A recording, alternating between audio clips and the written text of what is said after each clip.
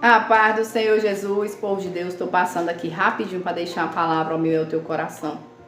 E o Senhor hoje reafirma a promessa de pessoas aqui que crerem naquilo que o Senhor te prometeu. Nós vamos estar meditando no livro de 2 Samuel, capítulo 9, apenas o versículo 3, que diz o seguinte: E disse o rei: Não há ainda algum da casa de Saul para que eu use com ele de beneficência de Deus? Antes de meditarmos aqui neste capítulo 9, 2 Samuel, eu gostaria de retomar um pouco a história para a gente entender. O rei Saul, ele procurava de todas as maneiras destruir, de matar a Davi. Nessas inúmeras tentativas de matá-lo, Davi teve a oportunidade de destruir Saul. E quando os homens que andavam com ele viram essa oportunidade, disseram: ele não está tentando te matar, então mate, o Senhor colocou ele nas tuas mãos. Mas a palavra do Senhor vai nos dizer que Davi, ele se nega a tocar no ungido do Senhor. Davi, ele sabia que Saul era rejeitado por Deus, que estava nos caminhos errantes, que não obedecia mais ao Senhor.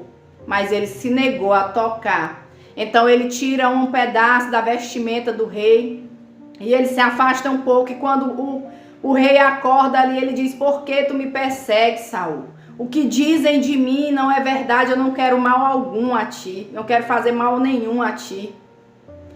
E aí, quando o rei olha, estava faltando um pedaço da sua vestimenta que estava nas mãos de Davi. E ele diz na hora, ele reconhece na hora que Davi era mais justo do que ele. E faz uma promessa, pede a ele que prometa que não iria matar os seus descendentes, nem excluir o seu nome da terra. A palavra do Senhor nos diz que então Davi se afasta e foge, e que passa um tempo e o rei Saul vai à batalha com os seus guerreiros. E nesta batalha ele viu que o seu exército estava ali perdendo, então ele chama o seu servo e diz: me mate para que eu não fique nas mãos dos inimigos.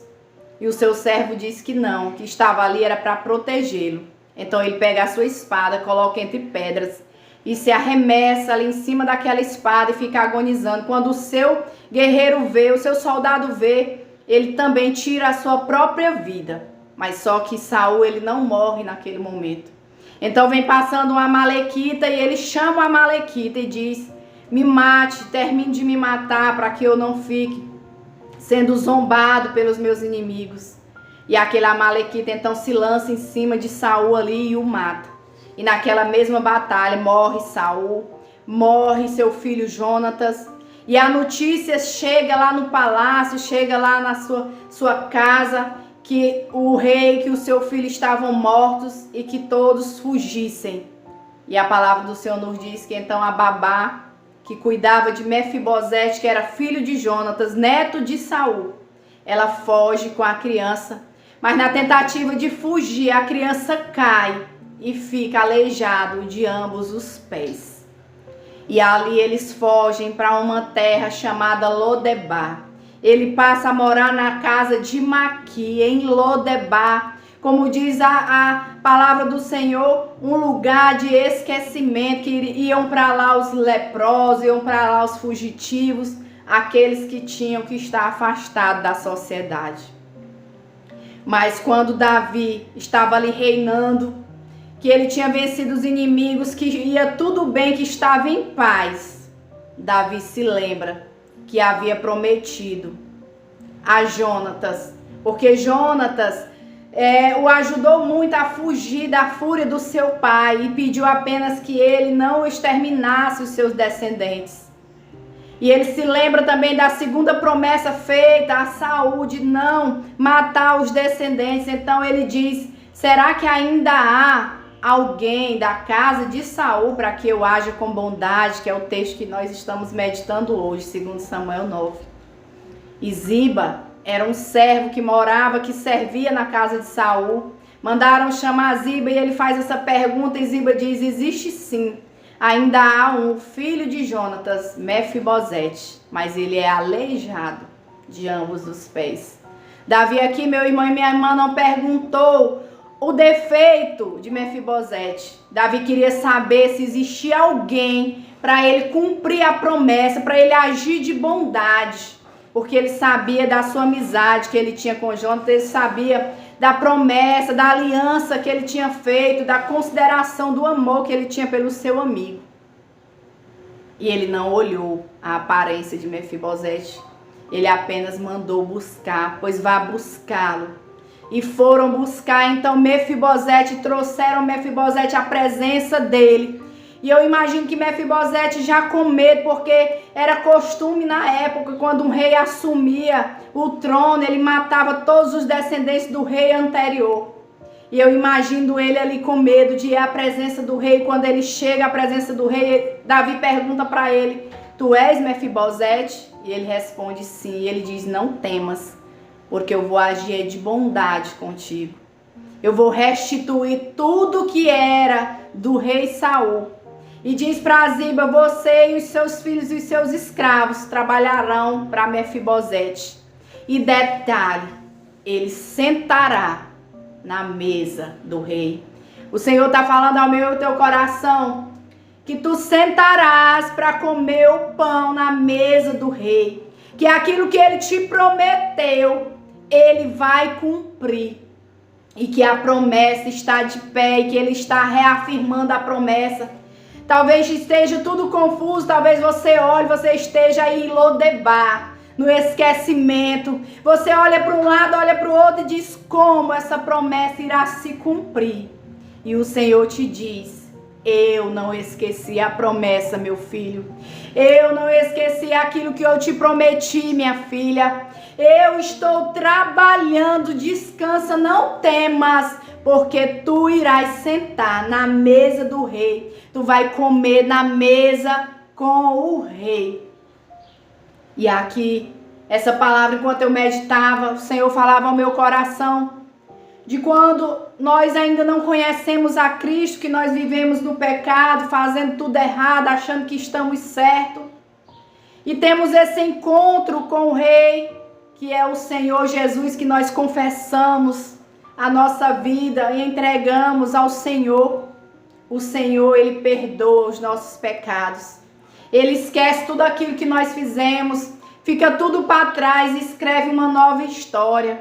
Mefibosete era alguém que merecia morrer, era alguém que não merecia viver, porque o seu avô procurou Davi várias vezes para matar, para destruir, perseguiu, afligiu muito a Davi.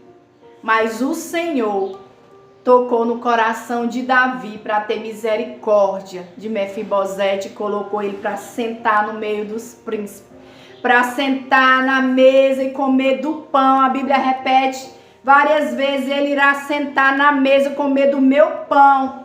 Ele diz assim: eu vou restituir tudo que você perdeu. Eu vou restituir. Ziba, tu serás escravo com toda a tua família, com todos os teus servos de Mefibosete. Mas o pão ele vai sentar e comer na minha mesa. Olha o privilégio na vida de Mefibosete. Talvez você esteja aí sendo humilhado, sendo excluído. Mas entenda que é um processo. E que logo essa situação, esse cenário vai mudar. E que o Senhor vai te colocar para sentar na mesa e partilhar do pão, porque tu és filho. E voltando à questão da salvação que o Senhor falou ao meu coração. Talvez você tenha dito: eu já errei tanto, Senhor. Eu já pequei tanto, eu já fiz tanta besteira, que eu não mereço estar na tua casa. Eu tenho vergonha de voltar para a tua casa. E o Senhor te diz: vem. Porque a partir do momento que você se arrepende, vem aos pés do Senhor e faz uma nova aliança com o Senhor para sentar à mesa do rei, tu não és mais um pecador, tu passa a ser filho. Ele te chama filho, filha. Independente do que tu tenha feito da tua vida, os caminhos errantes que tu esteja andando, o Senhor te chama hoje ao arrependimento, para que tu possas sentar à mesa do rei, para que os teus inimigos e todos aqueles que acham que você não tem mais jeito, é um caso sem solução, vejam a fidelidade de Deus na vida daquele que é fiel ao Senhor, que permanece mesmo gemendo e chorando nos caminhos do Senhor.